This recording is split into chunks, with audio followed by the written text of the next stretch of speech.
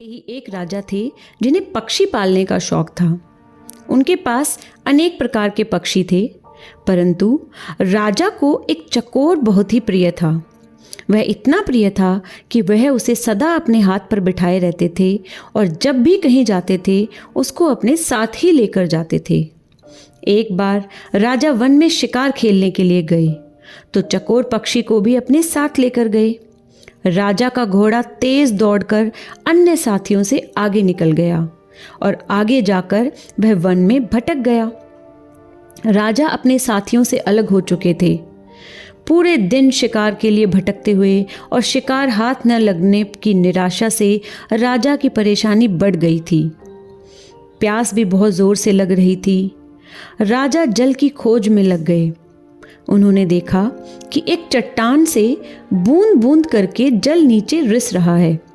राजा को बड़ी तेज प्यास लगी थी, बूंद बूंद से शांत नहीं हो सकती थी। उसने अपने सामान में से एक प्याला निकाला और चट्टान के नीचे रख दिया। प्याला जब भर गया तो राजा ने उसे उठाकर पीना चाहा। तभी कंधे पर बैठे चकोर ने अपना पंख मारकर उसे गिरा दिया। पानी बिखर गया था। राजा को बड़ा क्रोध आया, परंतु करता क्या। पक्षी की नादानी समझकर उसने उसे छोड़ दिया। राजा ने एक बार फिर प्याला भरने के लिए लगा दिया। फिर से प्याला भर गया और राजा ने उसे उठाकर फिर से मुंह पर लगाकर पीना चाहा। इस बार भी चकोर ने उस पर पंख मारकर उसे गिरा दिया।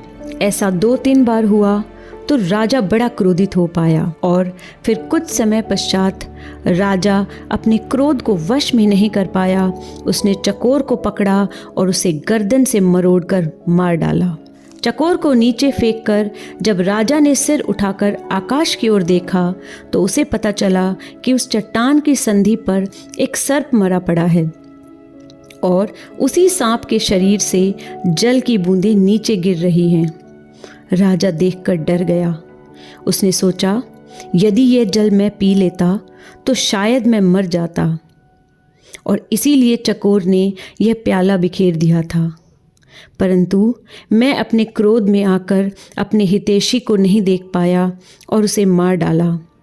राजा को बड़ा पश्चाताप हुआ, परंतु अब कुछ नहीं हो सकता था। क्रोध के विवश होकर राजा ने वो कर डाला था जो उसे नहीं करना चाहिए था। जो मूर्ख मनुष्य क्रोध के उत्पन्न होने पर उसे दबा नहीं पाते, उसे क्रोध का फल अवश्य भोगना पड़ता है। पक्षी को मारने वाले राजा के समान बाद में पश्चाताप करने का कोई लाभ नहीं होता।